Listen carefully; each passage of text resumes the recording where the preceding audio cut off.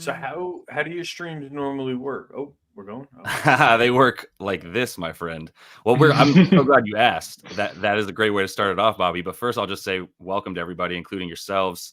I got the gang back, man. Like we'll do anything to get back on camera and BS with each other about some picks. But Prop Holiday, how you guys doing today, man?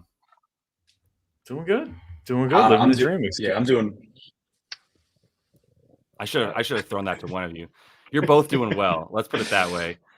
We were talking a little bit about what Bobby's got going on earlier for Prop Holiday in the Discord, the prop shop. Everybody knows also PropBomb got the same thing going with a nice Discord and the partnership there at WAP. So like definitely want to hit those guys up. Got their Twitter handles right there under them as well. What we're going to be doing for those that might be jumping in that are new and those that are coming back, we'll just remind you, like what we're doing here is we've got some picks. I know you guys have made some plays already for the Tuesday slate for the men's Olympic basketball. We get into the quarterfinals. So we got 4 games. So we're going to be looking at those props for sure. Hence the names of most of us here. We're going to be looking at those for player props. And I do encourage people to jump into the comments, give us some looks that you might have, and then we'll go through that stuff.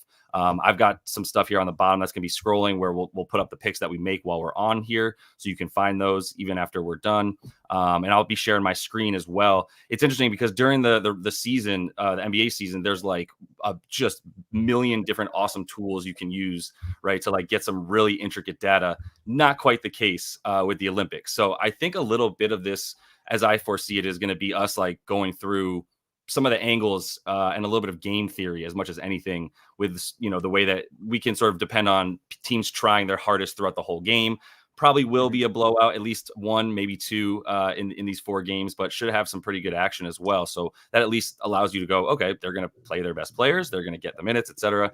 And then we can kind of go from there. So first things first, I can just, throw out one of my plays real quick and see what you guys think. I put this on a video not that long ago. And we can start with the Germany-Greece game if that works for you guys too, and then just kind of hop around. Yeah, let's just go in order. Yeah, just kind of jump in and let me know whatever you think. But first one I was looking at here, I'm just gonna put it over us for a minute and just let you know it's Giannis under 9.5 boards. This just jumped right out to me with the way I've been following how much Giannis does or really does not rebound when he plays for Greece so far. Now, the thing here is going to be the minutes. Like he's probably going to be getting 33, 34 minutes in that range, which is not necessarily what he's been seeing consistently for Greece in the group stage games.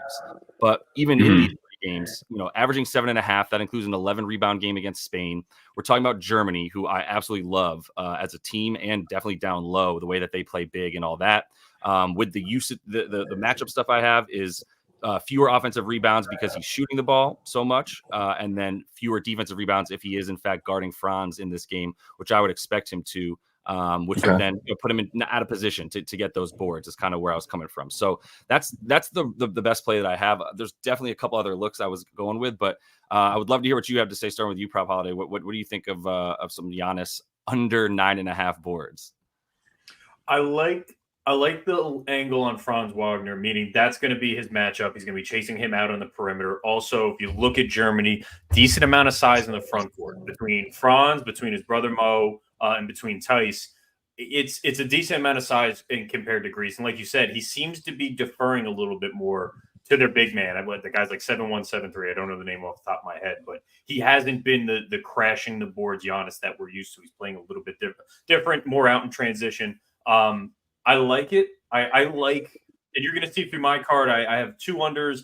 I'm going with some big name guys. I don't mind fading them in these spots because there are only 4 games. The public's going to be all over overs on the big name guys, and the numbers back you up here. The only thing I'd be worried about is, like you said, he's going to be out there 34, 35 minutes. So at some point, is it going to fall in his lap, essentially? But as far as defending Franz on the perimeter, he's been getting his shot off. He's seeing a lot more confident in his three-point shot than we saw in the NBA regular season. So hopefully that pulls Giannis away from the basket. For me, I don't really take rebound under props too much. I just got burned by my share when I've done them in the past, personally. Whether it's just like the guy not even trying to grab a rebound and then the ball just deflects to him type thing. But it does make sense, though. It is kind of fishy looking back at the game log as to why Giannis, a guy who in the NBA season would average 11.5 rebounds, is not getting them. It definitely is a trend worth noticing. For me, I like the angle, like especially attaching where you see him being placed on the floor with defending Franz, but the minutes are just going to be sky high. I mean, that's just my only concern. Yeah, I would agree with that. Did PB, just going right back to you, did you have anything for this game yet? This is the Greece Germany. Yes, I do have a prop for this game. I just released this one. This one's juicy. It hasn't hit last game, but this guy is referred to. He's called the German Steph Curry in in international leagues, and this guy is Andreas Ops, Black Ops, however you want to call his name. Yep. I took him at over 1.5 threes. I never really do this, but it's -165. It's now since moved to about -190. This is a hit rate thing. It's a matchup and a hit rate thing. He's hit this in 12 of his last 16 international game plays. He is their go-to sharpshooter, and the way that Greece plays their defense is they're very aggressive. They got Thomas Walkup, who's a very plus defender, and I see him kind of giving Dennis Schroeder some trouble. And I'm also looking at the last gameplay when they played back in 2022 in the World Cup. He had 5 threes versus Greece. So, I mean, I think something along the lines of 2 is worth it at that juice. Yeah. So, Opes, you can still get 2 threes for him, essentially. Yeah, you can, and I'm fine with taking Germany money line. Like, I know Greece is 8.5. I don't know what you guys' leans on this game on who wins, but I see Germany being, out of all the teams minus USA, like the second best team that I feel comfortable with advancing. Yep. I do too. I'll just say that real quick because I also want to let you get your pick off, Bobby. But I love where your head's at. I think adding the Germany money line. I wish that I had my future on Germany for a little bit more. I kind of tallied it out between I had a future for Canada, France, and Germany all to medal. And now one of Canada and France is definitely not medaling. But I'm glad I got in a little sprinkle on Germany at like plus 285 for them to medal because they looked great. I mean, they looked dominant versus France the last game. Yeah, where are you at with Germany, Bobby? So I'm on Schroeder, and it kind of ties into what you were talking about with Franz getting the Giannis matchup. I do think it's going to be a little more difficult to run it through Franz in this situation, but I love just Schroeder in international play. So the line's 18.5 points. I got it at -120 on DraftKings. I've seen some 19.5s at plus money or plus 100. I'd bring the unit size down, but as far as how I project most of my player props, I get it down to a points per minute. So in this case, he's averaging 0.63 points per minute for the Olympics. If he plays 30 minutes, which I'm being conservative, I think he's going to be in that 33, 34 range. He projects at 19.03 points. So 18.5 is a soft number for me. If he plays the 33 minutes, that projection goes up to a little bit over 20.5, so like 20.7. He hit it in 2 or 3 games in the group stage. I'm looking at ball dominant guards against this Greek team. I don't like their backcourt defensively as much as PropBomb does. Patty Mills, 15 field goal attempts against Greece. The shot wasn't falling, but that was the most he got all Olympics. SGA went a smooth 21 points against these guys. He went 5%. That's true. Very true. But he got to the free throw line very, very efficiently. I think he went 9 of 10 from the free throw line in that Greece matchup. I just think Schroeder, who I think he won FIBA MVP last year in Manila. He's just much more comfortable in an international game. I love the number at 18.5. So if you can get Schroeder at 18.5 in a game that Germany, we all agree, should win, I think it's a good play on Schroeder, even though he's the big name here. The big name for Germany. Yeah. And so I got scared off of it. I originally was about to pull the trigger on Schroeder over. The only thing that scared me about it was the potential for, that I have seen some double teaming on Greece. I was one of the sickos watching a few Greece highlights. Excuse me. And it's funny. And really did not like how their big guards double team dudes. Like, Patty Mills, he's not Dennis Schroeder. I mean, they're similar in their FIBA person. They're sort of all of a sudden turned into these gods in FIBA play. But other than that, I think, Schroeder is a little bit more capable of like getting away from bigger guards and matching up a little bit better than Patty. But I ended up staying away from it. Still think it's a good play, especially because of the Franz angle. So there was one I wanted to at least ask you guys about. from this game as well. And that was, where was I at with this? Oh, Daniel Tice. I've really been trying, and they won't give us 3-point props or anything of that nature. I see where you're going with this. Yeah, like Daniel Tice pulling away from the basket to shoot against France, or not France, rather. Sorry, against Greece. Like, I don't mind that at all. I actually kind of prefer under boards for him, and over points is kind of the correlation I'm making, because he's not a guy that really needs to have points. Rebounds to get his points, right? He's sort of involved almost as like a spot up at times. So I didn't know if you guys had any thoughts on Daniel Tice or any of the big men for Germany, but just thought I'd throw it out there real quick. I mean, what I'm seeing right now, Daniel Tice is heavily juiced on Bet365. It's -150 on the over 9.5. Oh, 9.5. 9.5. So maybe it must have been 10.5 and it moved down. Yeah. Guys like him, I think they're very random, aside from like Schroeder, Franz Wagner, as far as like just scoring points for Germany. Yeah. So I don't know like if he's going to have a good game or not. I mean, he had a really high ceiling game, but like he was too efficient. Like if you look at the past, like that game where he had 13, he was, or like 18 points, he was 100% shooting. So I don't know. I mean, he'll probably shoot the ball 5 to 6 times. It's a good point still. Yeah, 8.5 was high. I really thought it was going to start at like 6 or 7.5 where it's been, but I guess it did move away too. So it's gone too far, to be honest. All right, all good. Yeah, and then did you have something else there, PB? Oh, no. Okay. You guys good on this game? Because, like, yeah, honestly, like, just to bring it up, like I was saying, like, I've been doing a lot of Pro Ballers and ESPN work with like 10 tabs open to try to find what we're looking for here. I don't know if you guys have anything else. Like have you either of you used anything else in terms of a tool? No, I reached out. It's funny enough. I reached out to Jordan. I was like, dude, where are you getting your FIBA stats? You just go to Pro Ballers. So I needed him to hook me up. And then I go there. You could also, there's 3 websites. So I go Pro Ballers. I go Flash Score. You ever hear of this one? Have not. Yep. Flash Score is like a European, like Yahoo Sports. Gotcha. Mm-hmm.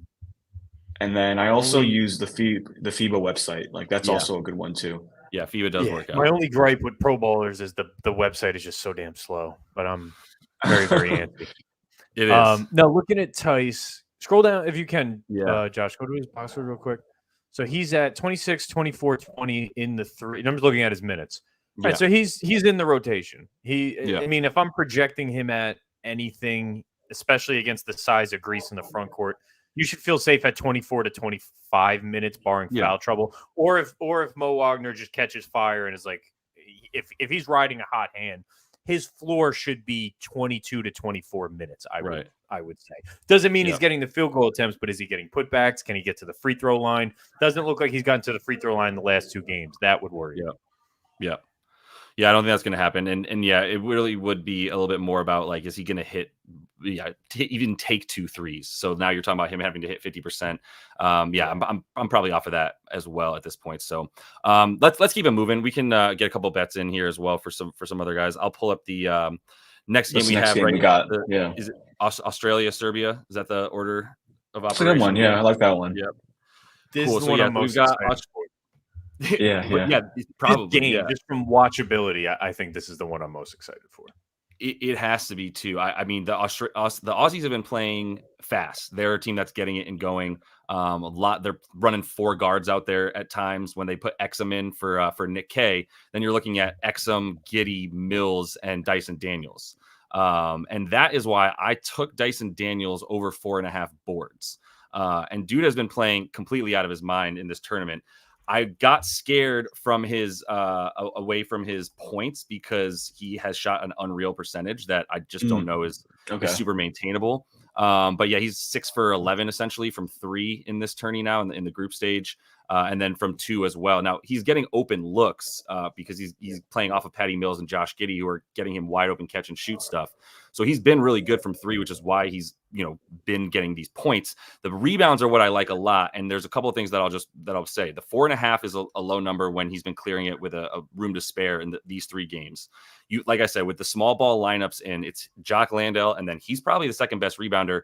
Giddey might be a little bit better as well, but Giddey's better. I'll say that. Then I'll give it to Dyson Daniels, but he's getting in there way more than Patty Mills and Dante Exum, who's been getting about 20 to 24 minutes depending.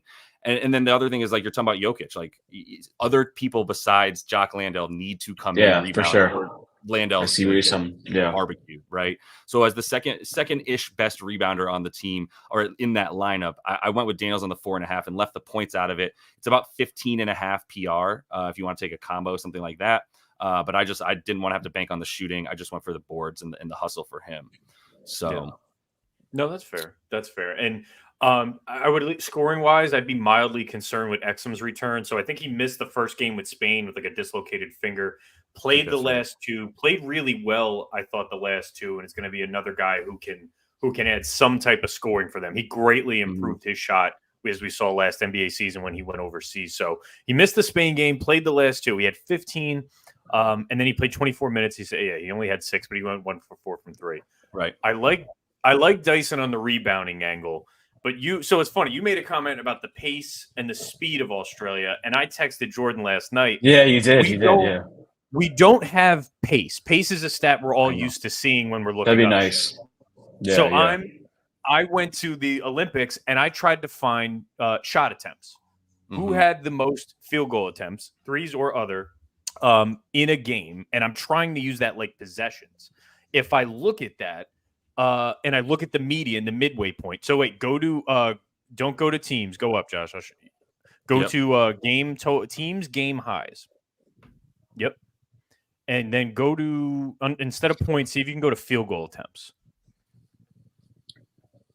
Field goals made, field goals attempted. There we go. Just field goals attempted. Now, I want to assume that this is including threes. I could be wrong, but let's just say field goals attempted. It is. This is the entire tournament, all 38 games. Australia, I think, has 3 of the bottom half performances. So the midway point should be around 18. Australia has all 3 are in the bottom half. This is good. This is good. I like this. Yeah, this is how I'm you kind of have to improvise. And I'm looking at this like possessions. Well, they're field goal attempts, but there's turnovers and steal, yada, yada, they're possessions. Right. If I'm looking at Australia's pace, it's relatively slow, just based off this. On average, they're not getting more than 67 shot attempts. I'm fading Bogdan Bogdanovic, coming off of just a mirage of a game against South Sudan. If we look at South Sudan in this same metric, them, Puerto Rico, and Japan were the highest pace teams using the same barometer. Right. So I'm looking at Bogdanovic. The line is 17.5. He played out of his damn mind against South Sudan at a ridiculous pace. He went 6 of 9 from 3, 4 of 5 from the field, and he had 30 points. Yeah. I look at all of his other performances, and then I take in consideration that the pace may not be there. Puerto Rico, same thing. Puerto Rico's a high-paced team. He still got 7 field goal attempts. I think this is a Jokic game for the same reason you just mentioned, Josh, with Lockdale, Jock Landale. Yeah. I think Bogey's number at 17.5 is inflated. So I took it at minus 130. You could still get some minus 122s, minus 128s, but I think this is going to be a slowed down. It's not going to be a Sudan up and down the court. It's not going to be a Japan launching threes. I think it's going to be a slower paced game. And unless Bogey goes off from 3, which Dyson Daniels in his shit is not going to make it easy. Yeah. Dante Exum in his shit, not going to make it easy. I'm fading Bogey on the points. Bet.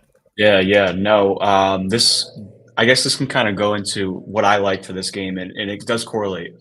Well, if you think that Bogey's going to get shut down, you have to figure who will shut him down. And Australia does have good defenders. Like their best defender is Dyson Daniels. Dyson Daniels is going to see crazy minutes. This goes into your play too, Josh, the 4.5 rebounds. Mm-hmm. I kind of lean the points. I know, like you were saying, he's been shooting unsustainable the last few games, like 50% shooting. But I just think of it in like Serbia's game plan. They were successful, at least in cutting off Carlik Jones last game. He had like 17 points in 40 minutes, and he's like their main guy. I think how Serbia plays their game is like they like to blitz the primary ball handler, and that I assume is going to be Josh Giddey or stop Patty Mills from being a flamethrower as he is, and let the other guys beat him. And I think Daniels has has earned himself a steady role in the team. I think he's guaranteed to play at least 28 plus minutes. And I think he's going to get the easiest quality look shots of the game. So I was looking at the 10 plus points for him. It's -120. Most books have it at 10.5 for Dyson. But to go into Dyson Daniels though, like that's who I think is defending Bogdanovich. He's going to probably navigate off the screens and get to it where Bogdanovich isn't getting clean looks. Yeah, and the points may have to filter to Jokic in this case. Yeah, that's a good point. Yeah, we had a look real quick, Bobby. So you got Bogey at 18.5, right? Under. Let me double check. Okay, and then I got him at 17.5. I projected him at a little bit over 15.5, but I got him at 17.5. That's cool. It hasn't moved. It was still there a minute ago. So I think you're still on the same number. And then are you taking the points for? It's a heavy lean. I'm probably gonna make it an official play. I'm just looking at the past, like the types of players who are like Dyson Daniels is essentially just like a spot up player, or like he'll get the occasional drive in. Yeah. And you look at the last game, right? Like Serbia played South Sudan. They have this guy Shayuk, who's also a spot up guy. He attempted 13 threes. Drew Holiday had 12 points versus Serbia. It's like a similar type like build as Dyson Daniels, I think. Yeah. 100%. Because I have to say it, I was literally having a text back and forth with a couple guys in a group chat about Atlanta and the Hawks and if they can win 40 games this year. And Dyson Daniels' name came up so much as like if he's legit this year, they could win 40 games. But he's good. I mean, he has potential. Like just needs a shot to go in. Yeah. What's your thoughts? Me and Jordan, we love what's his name? I can't remember his damn name. The kid from Duke. Johnson? Jalen. Jalen, yeah. Oh, Jalen Johnson, yeah. I'm like, go all in. Like they let Murray walk. I would have let Trey go and see what I can get from Brooklyn. I take all their first and I just let Jalen Johnson be like, you're my guy, dude. You're getting 18 shots a night, and we'll take a lottery pick next year with Cooper Flagg. And you let it go. I think they're on your same page because they tried to get rid of Trey, and everyone was like, "Nah, we're good, actually. Thank you." Like, do you see Trey Young though? Like he's done it 2 or 3 times this offseason, but he keeps like hyping up that he wants to have a career year in assists. He keeps like quote retweeting, "Oh, I'm going to average 11 assists." So I think that actually may unlock him. Maybe like DeJounte leaving could be a good thing.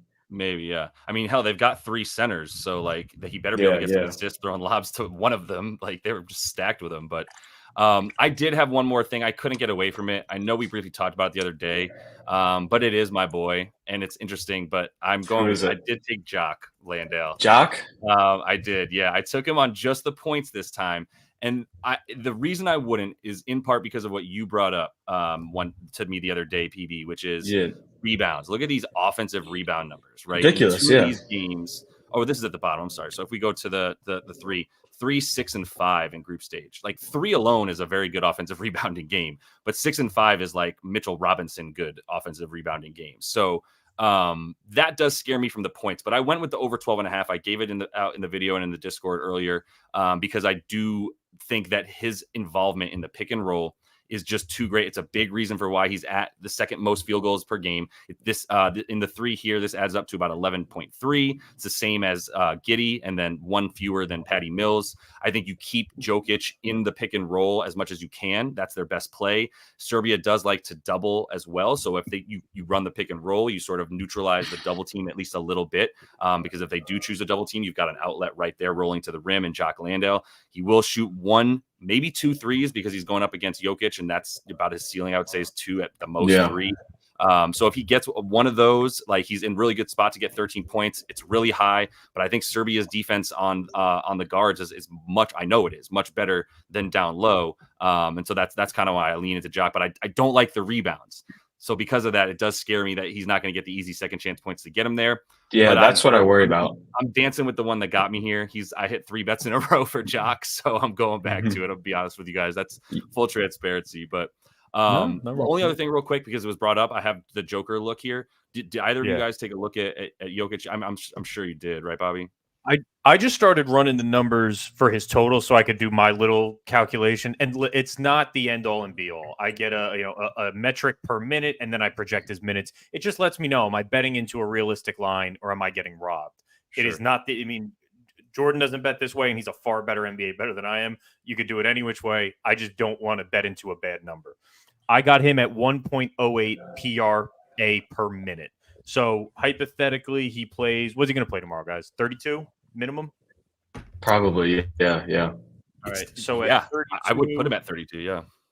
Then the line should be 34.5. What's his actual line? I haven't looked. We'll see how close I am. For PRA. That sounds like what it. I think that's what it is, honestly. Yeah, it's no, for PRA, right? Yeah, PRA. So I think it's closer to like 30. Is it 33.5 or is it like 40? I thought I could check it out. It is 39.5. 39.5. 40. Yeah, that's an inflate. So I mean, if at 34.6 is a rough projection, at 1.08 per minute, if we say he plays 32 minutes, that's 34.6.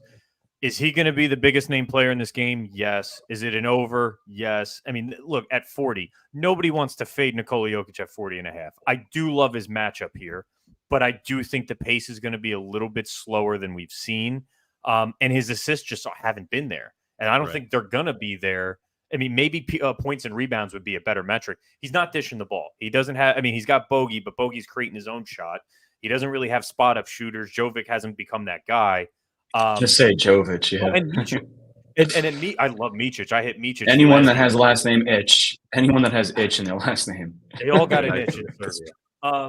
No, I mean this would be a fade spot for me at the 40.5, but it's tough betting the guy you know is going to have the ball in his hands and you know he's going to be on the floor. It's just that's not a good number.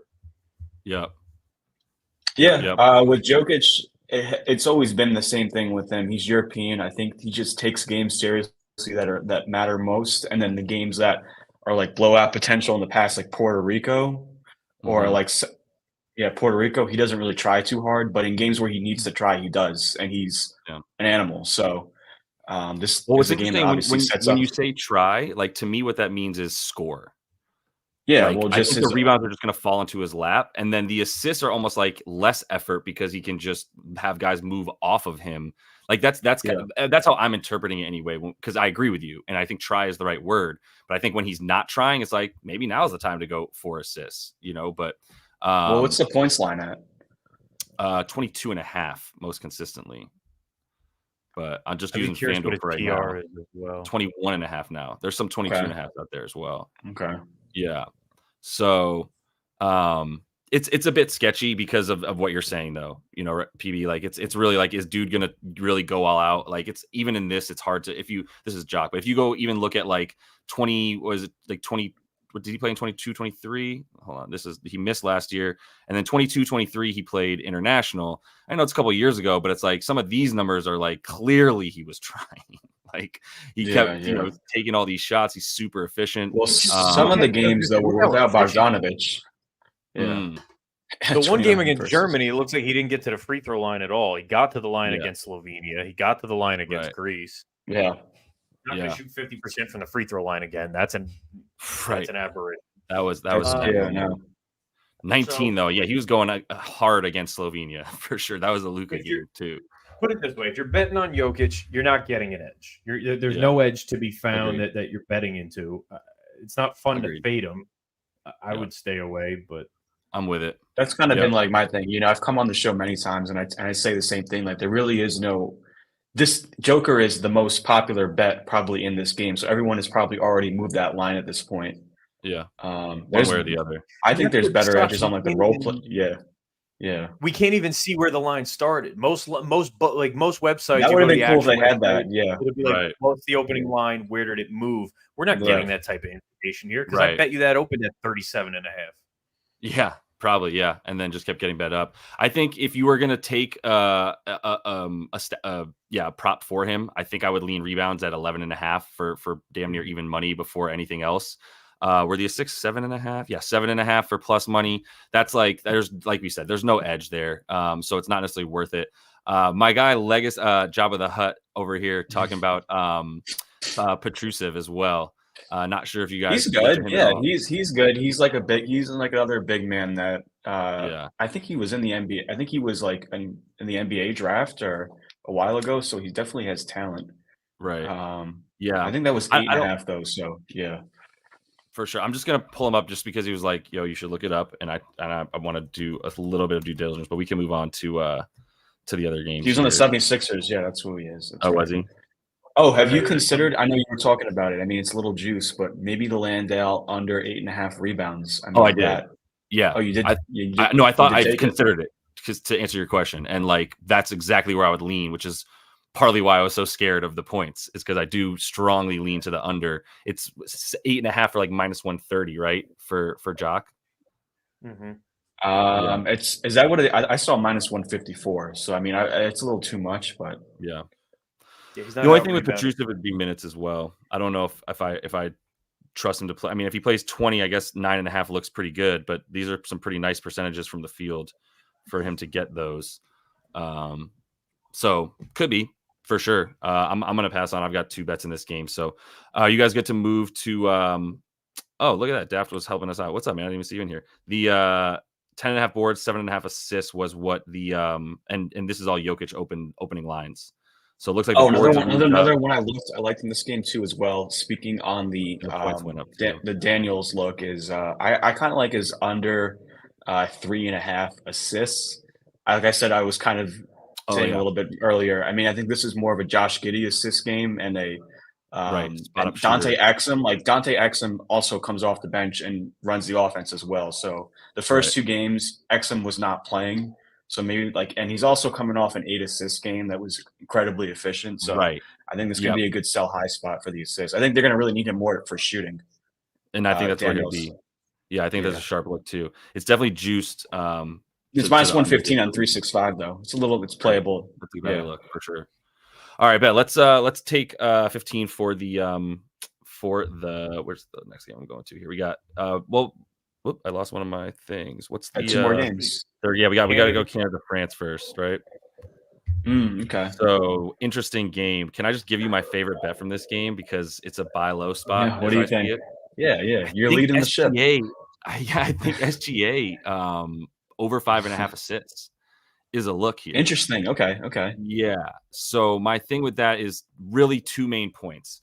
When you're talking about going up against France, there you go. Like getting into the paint and then passing is a lot easier than getting in the paint and shooting over 2 7'3" or taller guys. And then we get a nice little buy low spot after he went 2 and 3 against Spain and Australia. 27 and 26 minutes, no way. Like he's got to be playing 32 to 35 in this game. Like probably 32, 33 is where I'd put him at. But I just, with that amount of time, with the ball in his hands that much, still only getting 18 to 20 minutes from Jamal Murray, unless we do think there's an uptick for him. It just seems like his ability to and desire to pass in this game is going to be a lot more. The 23, 5 and 5, if you extrapolate that out to him playing 33, he would get another assist in there as well to get you to 6. So it's right on the cusp of like value. The edge is probably about, it was like 9.2% that in terms of, if you look at the projections that I have for him and all that stuff. So I went with that for the plus money. It's plus 104. So I really like that look and went. What's your favorite one in this game? Your favorite one? That's my preferred bet. And I do have one more that scares me, but it's Wemby over 10.5 boards. Which I could talk about as well. And the Wemby boards is basically like, I do think he's going to get a ton of Dort and Brooks.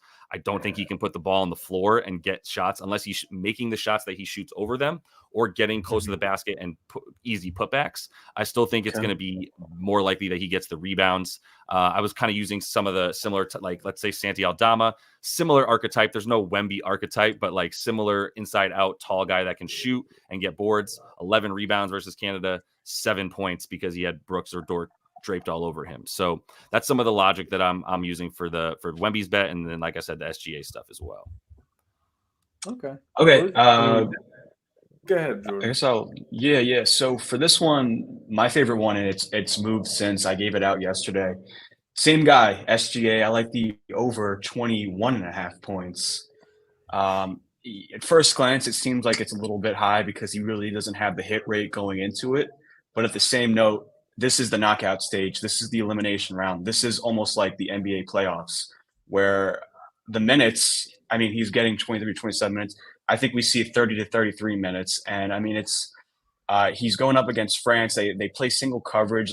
They're really bad in defending the pick and roll, where you can either switch on a guy like Evan Fournier and cook him, or you can switch on a guy like Rudy Gobert who plays drop coverage, and then SGA can kind of take him to the basket, not go for the layup, but do a pull-up shot where Gobert, I just think that's the kind of cheat code that I've been attacking players versus France. And, it worked with Yuki, the guy out of Japan, 5'6" guy. He scored 29 points versus France. And then another example, Dennis Schroeder the other day, 26 points versus France, the same type of player. Yeah. So I think 22, and I think it's 22 and a half. I would still lean the over. I like that. I like that prop a lot for the All-Star out of Hell yeah. OKC. Yep. I'm with it. What you thinking, Bobby? Yeah. I was gonna say I'm on another OKC guy for this game, but I'm on it under. I feel like normally I'm the guy pumping. Yeah, I'm normally the guy pumping overs, but I'm on it. Yeah, I'm on Dort. I'm fading Dort under 7.5 points. It's minus 122 on FanDuel. Yeah. It's minus 130 on Bet365. In the 3 preparation games, 2.3 points per game, no Jamal Murray. In the 3 group stage games, 6.3 points per game, little bit of increasing Jamal Murray. If I do my little projection math at 0.31 points per minute, I think 20 minutes is good for Dort because I don't think he fits in this matchup. Projects him at 6.3 points. I just think he's an odd fit. If I look at the front court of France and their length with Batum, Gobert, and Wemby, Canada's smaller lineup means, do we get a little bit more Trey Lyles? Do we finally see some Kelly Olynyk? I think that could eat into Dort. He's not a floor spacer. They don't have a dominant wing offensive player that it's like, all right, give us your body and your athleticism. We're going to throw you out there on a Kevin Durant. They don't have that. So I don't see his upside in minutes from Dort. And then you got to think, does Canada commit to small ball? Do we get more Jamal Murray? Do we get more Andrew Nemard? And they just commit to this. We're going to put our best 4 guys on the floor with Dwight Powell. That's, RJ, SGA, Dylan Brooks. And I would rather have Murray or Nemard out there than have Dort because he's not a knockdown shooter. I thought about fading his threes, but there's still a chance he could hit 2 threes, and then we would cash this under at 7.5. So I don't see how he fits in this matchup. He did play France in the prep game. He played 20 minutes. He went 0 for 4 from the field. He had 0 points. So he just seems like an odd man out to me. I don't think they're going to need his offense, and I don't think he's one of the best 4 players they can pair with Powell. Fair. Yeah. No, I took this line last game against Spain where he scored 0 points. That line was 8.5 points. I would have honestly liked it better at that, just because you get a little bit more. If he hits 2 threes and then he also gets a layup, that's 8 points. You're still fair. You're still safe there. But if he does hit 2 threes and gets a layup, that's the only thing. I mean, I think I like the 8.5 line better. But I like your look though, because he's a spot up shooter, right? Dort, I think the game is going to come more natural to SGA. It's going to be a little bit of a ceiling game. That's going to take away more of his usage. And I would have liked it at 8.5 though, but 7.5 makes sense. Yeah. No, fading somebody makes like one of he and I mean, Dylan, look at that volume. Like he had 2 shots. Like that's the thing, And then if Jamal Murray somehow becomes active, like he could sub in for him, His 2 best game. There's 2 highest minute games. Puerto Rico, he has 22 minutes. They're an undersized team. And then Australia, they're another undersized team. Their center's Jock Landale. So I don't see his fit in this game where there's no dominant wing player where it's like, all right, we got Lou Dort on him. Let's worry about no one else. Who's he coming in? The guy that he has is actually his French doppelganger. Yabu, I can't even pronounce it. He's the French Lou Dort. Yeah, he's the French Lou Dort. That's who he has opposite him. They don't need him out there for that. So yeah. So I agree with you. The only thing that would like between he and Dylan Brooks, I think one of them is going to be out there to guard Wemby if you have Powell guarding Rudy. right? And granted, when one of Wemby or Rudy's not on the floor, then like, yeah, you can just, you don't need to have, but I do think lose the guy that continues to lose those minutes. So I agree. And Jamal Murray coming in would just steal them as well. And Rudy's been getting run off the floor. They're playing better with Wemby at the 5. They play faster, they play more efficiently. So if you're Canada, you have the personnel to say, we're just going to take Rudy out of this game. We'll get him down to 14, 15 minutes. Right. That's what I'm thinking too. I think me too as well. I thought that as well. I thought like in the past, like France is kind of at least involved. I mean, I think the PRA for Gobert under, or maybe the under points, under rebounds, because yeah, like what you were just saying, SGA is just going to keep abusing him to the point where like they got to take him out. And the offense doesn't even run through him. Like he has such low usage. Like the Fournier putting it in the post for Gobert, like I can't even see that happening that much. God, no. I mean, and yeah, with France, they're starting to realize like Rudy is become a net negative when you have Wemby out there that can do the same things as him plus shoot and not just restrict your offense entirely, which is what Rudy does, which is what he does everywhere, but just puts a ceiling on your offense because he has no basketball skills. I'm not getting into this right now. We have the whole NBA season to trash Rudy Gobert. More importantly, I don't think we have anything else for this one. Even I do got one more. Yeah. Oh yeah. Jump in. Oh yeah. I'm considering this as well. I may give it out. It's an under. Dillon Brooks, and we were just talking about Lou Dort. I think Dillon Brooks makes a lot of sense. I think he comes in with a little foul risk if he's going to be defending Wemby. Wemby's definitely going to have to step up, probably leads the team in usage, and probably has a lot of plays where he's in action and could put Dillon Brooks in foul trouble. But I mean, if you look at like the game log here, like the last 3 games, 50%, 55%, 67%. France has been actually a good team at staying home on spot-up shooters. Yuta Watanabe is a guy that is a spot-up shooter. He didn't have a good game. Andreas Opes, the guy that I'm taking the over 1.5, he failed to have 2 threes 3 times versus France. So this is just a team that is actually good at defending spot-up guys. And then if Gobert is playing, Dillon Brooks is not really getting – he's getting either his shots 2 ways, and it's from catch and shoot or driving. And if he's driving if he's driving and not pulling up, Gobert can just test his shot. So I think the 12.5, while it does seem a little bit fair, I think I would lean the under plus 100 on 365. I'm curious to see what you guys think on that. I think yes.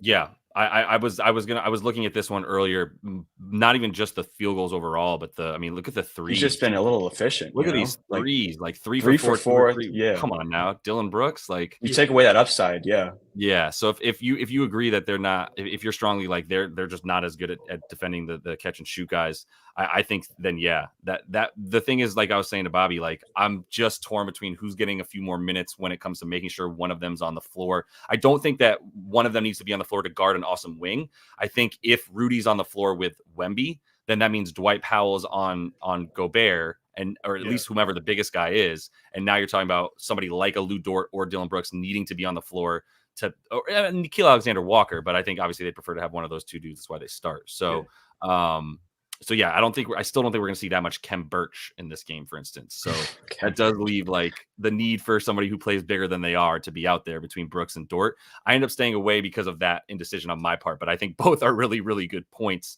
because they're so similar in what they do on the floor. But we'll keep an eye out. Obviously, you need to jump into the Prop Bomb Discord if you want that one. Let's considering it, yeah, it's strong consideration. I'm gonna keep moving then to our final game here, which is the one that we know the most players from. Probably. Oh, God. Not because of Bruno Caboclo, but more because everybody in the U.S. is going to be in the Hall of Fame probably. So looking at this one right here, it's a 27-point spread. How much does that scare you from taking overs? There's, I think, 8 dudes that are averaging 18 to 22 minutes on the USA team. Nobody's averaging more. Like now Ant Edwards is jumping into the lead for scoring. I really wish I had laddered him up to 20. I only went up to 15 in the last game, but I was like, this is an Ant game. Now I want to say what I want to say, guys, is this is a LeBron game, but I just also think once again that he's going to see 3 7-minute spurts like he has in the last 2 games. One of them, he saw like a 5-minute spurt, and then he's not coming back in for the last 4 minutes of the fourth quarter when they're already up 22 to 25 points.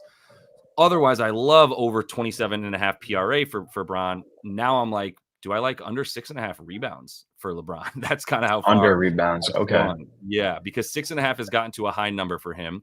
Not even just because he's gone under twice and 6, 6, and 7 rebounds. It's not like he's barely gone under while not playing that many minutes. But again, it comes back to the minutes. That's the only thing that I'm banking on here for LeBron is Steve Kerr gets one more game where he doesn't have to have his best 5 out there at all times.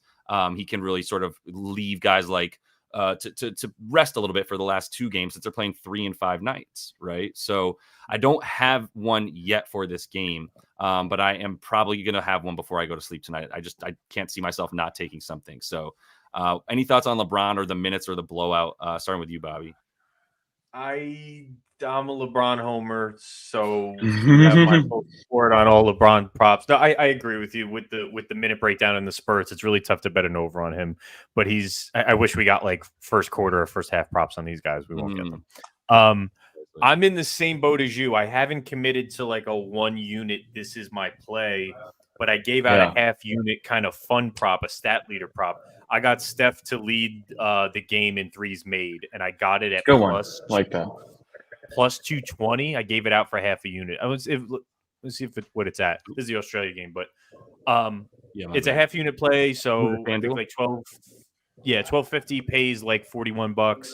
I'll have another play for this. I kind of want to wait to see what the starting lineup is. I know Steph's going to be in it, but if I look at this Brazil team using that same site we were on before, I believe Brazil gives up 2 of the top 3 field goals. 3-point field goals allowed, so it's going to be a high volume game for him. So you could bet over 2.5 threes. I think it's pretty juiced at this point. Can you check that out? I want to see how France is versus this too. I'm just to see if that. Yeah. Can I go to a defense?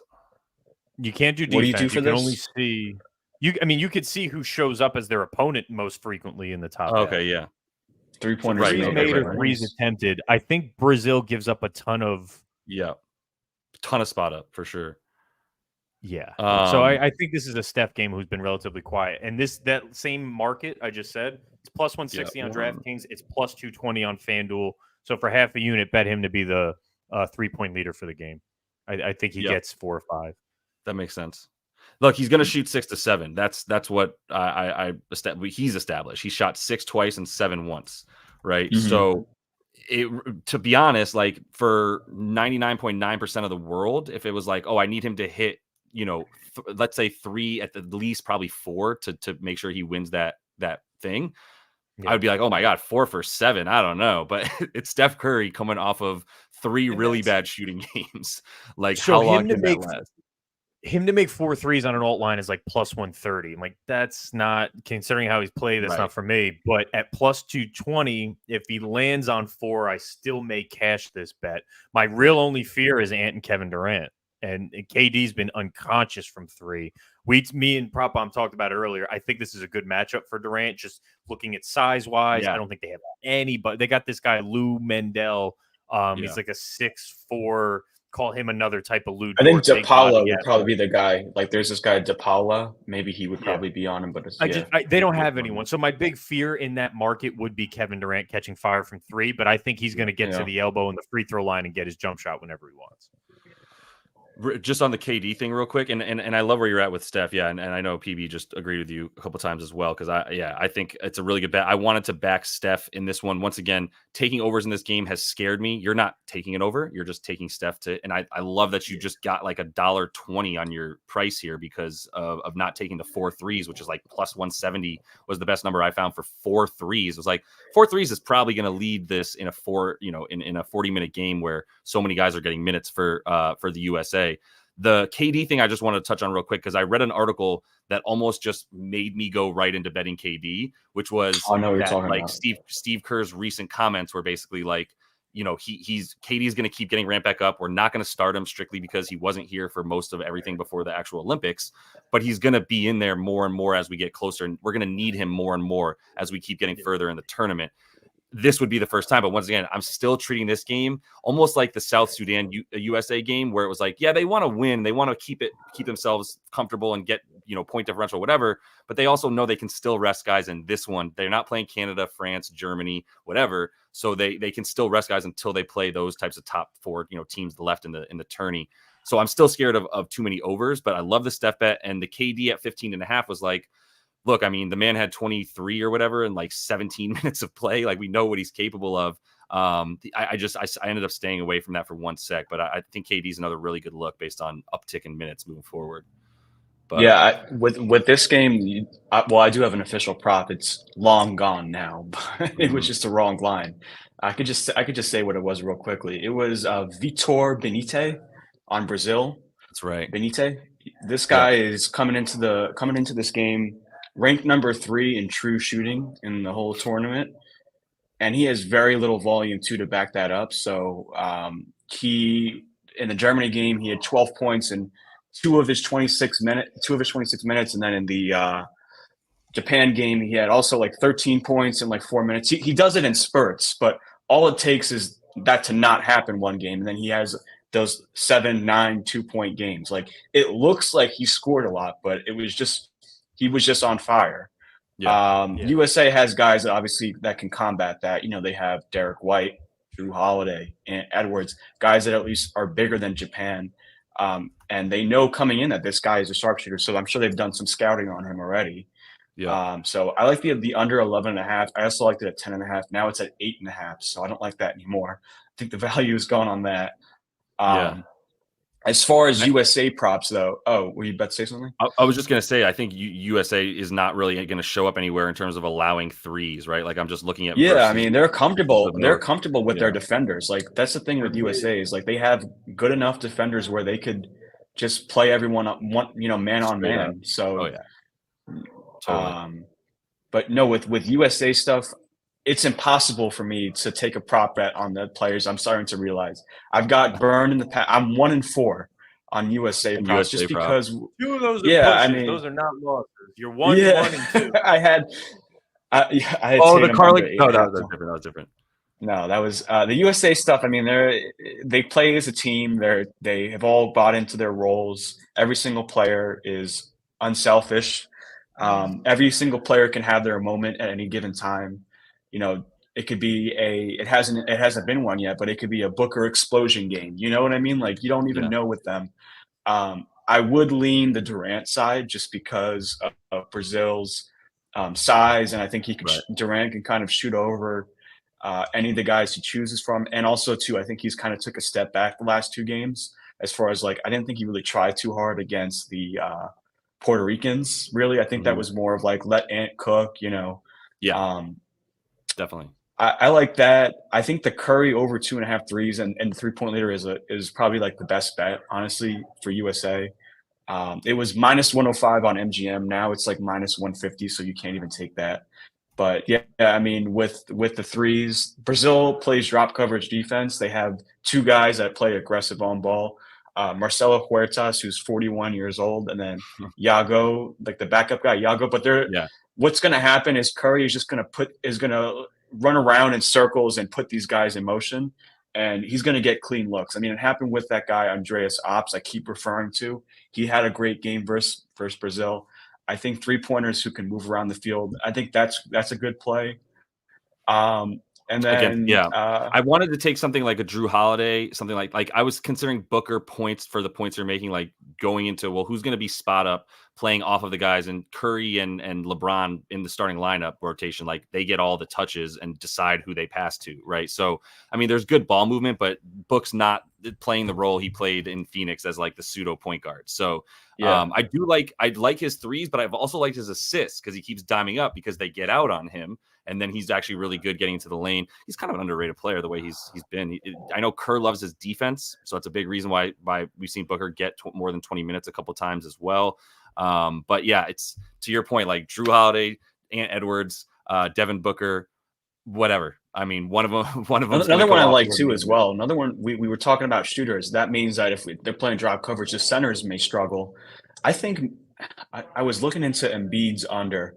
Me because too. I was looking into last game against Puerto Rico, and then the fact that they subbed him in non-meaningful minutes told me that I don't think when in like games that matter, they're going to probably lean more towards Davis and Adebayo than Embiid. Damn. Yep. Are you disagreeing, or what do you think? No, I'm No, I agree. Oh, Yeah, I okay, agree. cool. Yeah, wholeheartedly. yeah, I think yeah, Bam and and AD it's just pop up with like 8 rebounds. It's like, oh shit, Bam had 10 and 8. Like I think it could be a Bam game. I think we could see Anthony Davis in the same thing, especially with Brazil in the threes. You're looking at a little bit longer rebounds, and I think that's perfect for guys like Bam and Anthony Davis. Yeah, like with going back to Embiid though, it's like when he's in the game. Obviously, we're leaning more that Curry is. I liked it last game. It didn't happen, but I think it's going to happen again. Like he definitely bounces back.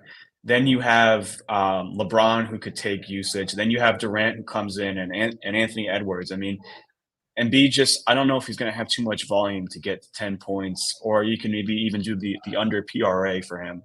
If that's kind of what I'm leaning. I don't know though, but like this team is so impossible to bet on. I just can't. No, you but can't win with them. that's I why I want was to wait saying. at least to see what the starting lineup is. I mean, Kerr's Yeah. doing whatever the hell he wants. Yeah, every yeah. game. Hats off I to know. him, but I don't feel comfortable betting one unit on anything until I know who's starting at the very know. least. Like, is AD going to get the nod? I don't feel comfortable it's going to be Embiid playing this know. small Brazil team.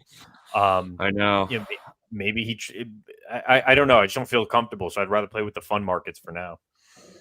It makes sense, man. I think yeah. what we're talking about too, though, is like what we were saying at the beginning of the show. Like this is a little bit more context bets more than like anything. And what can we rely? So we have to dive so far into the psyche of Steve Kerr. Like, why did Joel Yeah, Embiid you have play to. 23 Yeah. minutes in a game after he sat? Because Kerr's trying to keep everyone's feelings afloat more than anything, right? Like, Yeah, I think so. Yeah. he was almost happy We're that not- Drew Holiday was questionable to play, so he we're didn't have not one more gonna- guy.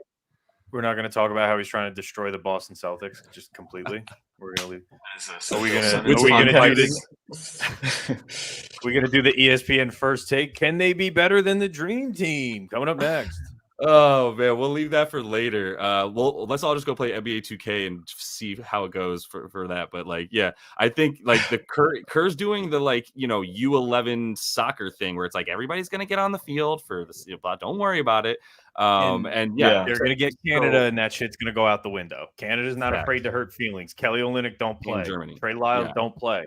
Jamal And Murray, Germany. I'll play when I need you. So I think what Kerr's doing is nice for egos, but I mean, this Brazil game doesn't matter. But when we start getting to Germany, when we start getting to Australia, Serbia, I'm not worried about. But when they get Canada and we're watching that gold medal game, you need 6 or 7 guys to all know what they're doing. And that's what I'm saying. Like that's I think.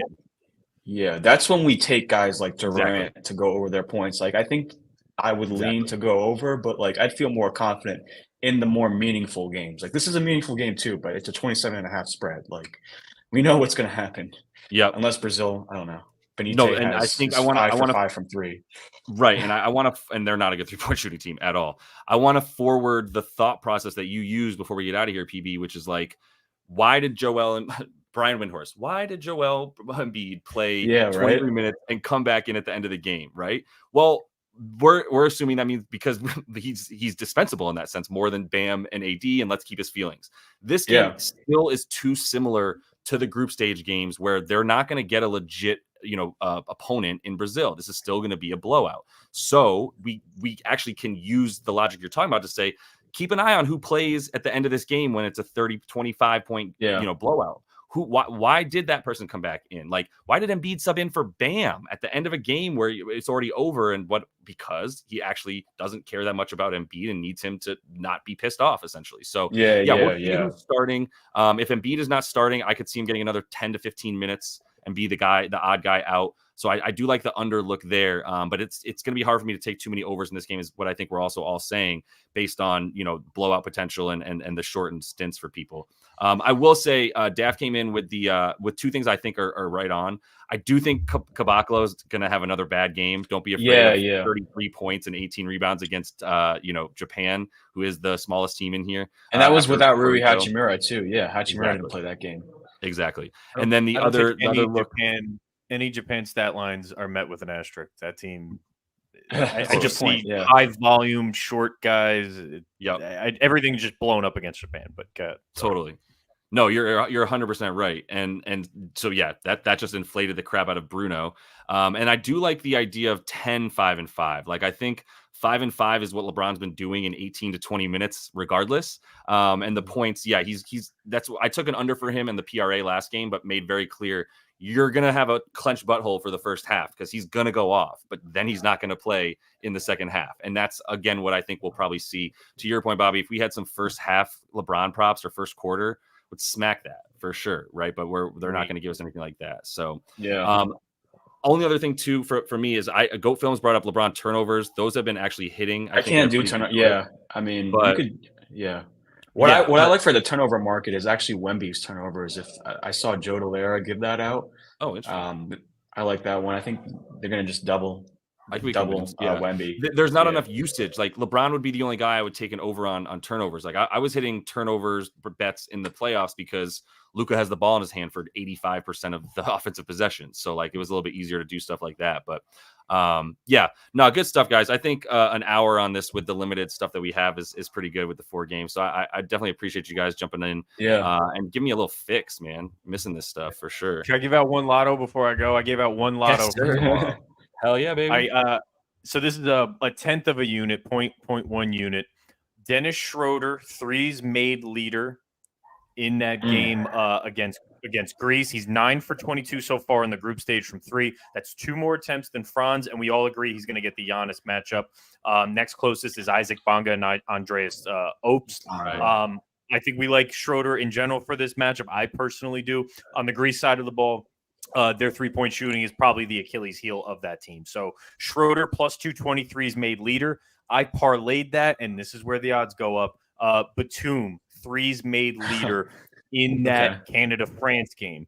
Batum seems like a head scratcher. If you look at him with Wemby would be the obvious choice there. Wemby what's his line? What's his regular 3-point line? Keep going though. I didn't mean to interrupt. Batum is over 1.5, heavily juiced. Wow. So I do think it's a ton of Dwight Powell and 4 guards. I don't think Brooks or Dort takes this away. SGA is not a 3-point shooter. So I look at this. Batum went 3 of 9 against Brazil. I do think just strategically, the way Canada puts out their lineups, very similar to Brazil, undersized, smaller 3-point shooters. Overall, he's 6 for 17 from 3. Wemby is 7 of 16. Fournier, 5 of 14.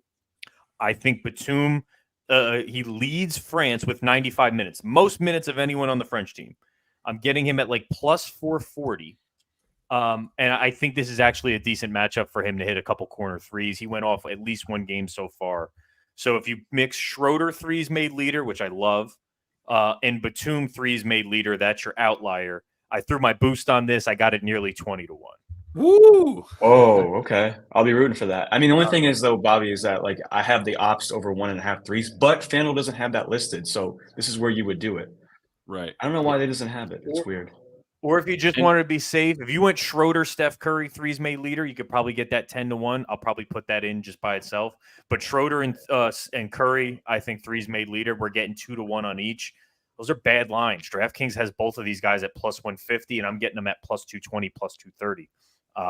So I'll take my chances there. Yep.